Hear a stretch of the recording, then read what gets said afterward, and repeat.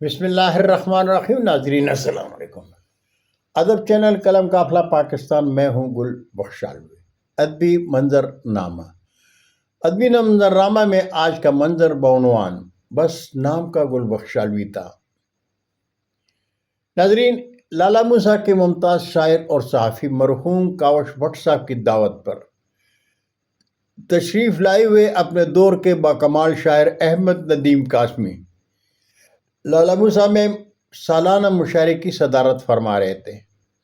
میں اپنے صحافی دوست راجہ ریاض احمد راسخ کے ساتھ مشاعرے کے سامعین میں شامل تھا.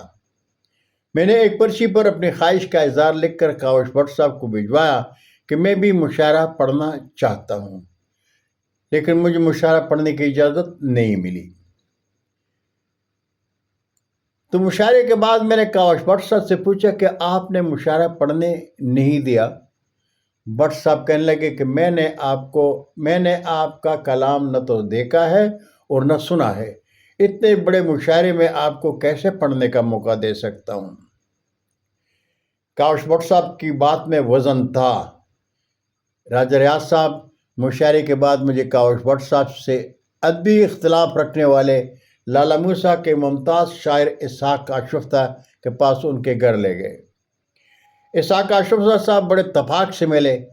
جب راجہ ریاض احمد راسخ صاحب نے مجھ پر بیتی روداد اسحاق اشرفتہ کو سنائی تو آپ نے مسکراتے ہوئے کہا، گل صاحب، مشاعروں میں صاحب کلام نہیں، صاحب نام شعراء کو پڑھایا جاتا ہے.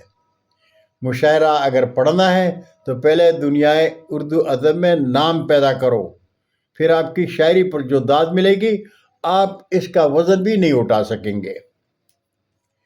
میں نے سوال کیا، کیسے نام پیدا کروں؟ تو آپ کہنے لگے، کوئی شاعری انتخاب شائع کرو، خود کو دنیائے اردو ادب میں متعارف کراؤ.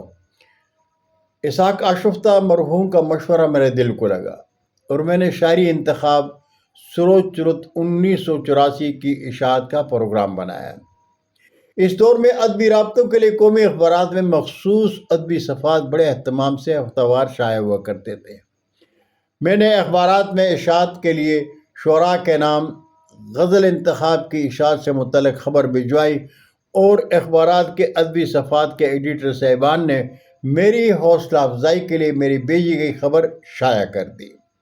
اخبارات میں ادبی خبروں کے ساتھ اس دور کے سینئر ترین شعراء اور شاعرات کو خطوط لکھے یہ سلسلہ 1 سال تک جاری رہا. دنیائے اردو ادب کے پہلے شاعری انتخاب پاکستان اور ہندوستان کے علاوہ دنیا بھر سے 366 شعراء اور شاعرات کا کلام وصول ہوا. شاعری انتخاب کی اشاعت میں اسحاق اشرفتہ اور علامہ انیس لکھنوی نے میری بھرپور رہنمائی کی. غزل انتخاب سوچ رت شائع ہوا تو ریڈیو پاکستان راولپنڈی کے ادبی پروگرام کے روح رواں محترم سرور امبالوی صاحب نے سوچ رت 1984 کے غزل انتخاب پر سیر حاصل تبصرہ کیا اور اس طرح یہ انتخاب دنیائے اردو ادب میں گل بخشالوی کی پہچان بن گیا. میونسپل کمیٹی کھاریہ میں غزل انتخاب سوچ رت 1984 کی تقریبی رونمائی کا اہتمام تھا. گل بخشالوی مسند صدارت پر تھا. ممتاز شعراء اور شاعرات کے ساتھ تقریب میں لالا موسیٰ کے جناب کاوش بھٹ صاحب بھی جلوہ افروز تھے. میں اس وقت شاعر نہیں تھا، بس نام کا گل بخشالوی تھا. بہت شکریہ ناظرین. اگر آپ نے ابھی تک قلم قافلہ چینل کو سبسکرائب نہیں کیا تو آج ہی ادب چینل کو سبسکرائب کریں، دوستوں کے ساتھ شیئر کریں اور چینل کی گھنٹی ضرور بجائیں. اجازت چاہوں گا. اللہ ہم سب کا حامی و ناصر ہو. پاکستان زندہ باد.